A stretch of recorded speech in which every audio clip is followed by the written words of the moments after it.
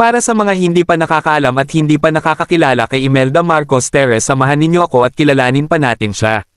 Si Imelda Romualdez Marcos ay ipinanganak noong 2 ng Hulyo taong 1929 sa Maynila, Pilipinas.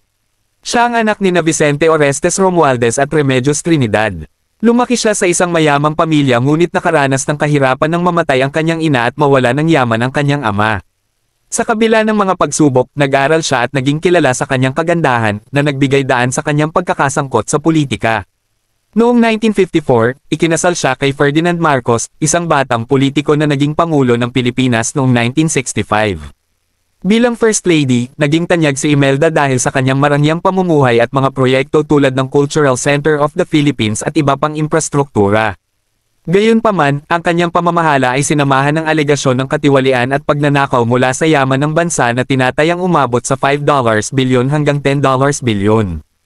Noong ika-21 ng Setyembre taong 1972, idineklara ni Ferdinand Marcos ang martial law upang mapanatili ang kapangyarihan at supilan ang oposisyon. Sa panahong ito, si Imelda ay naging makapangyarihang figure sa gobyerno at pinangunahan ng maraming pampublikong proyekto. Ngunit habang lumalala ang sitwasyon sa ekonomiya at paglabag sa karapatang pantao, unti-unting nawala ng suporta ang kanilang rehimen.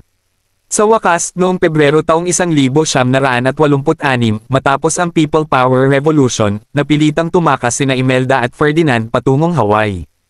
Matapos ang ilang taon sa exile, bumalik siya sa Pilipinas noong 1991 kung saan naharap siya sa iba't ibang kaso ng katiwalian ngunit hindi siya nakulong.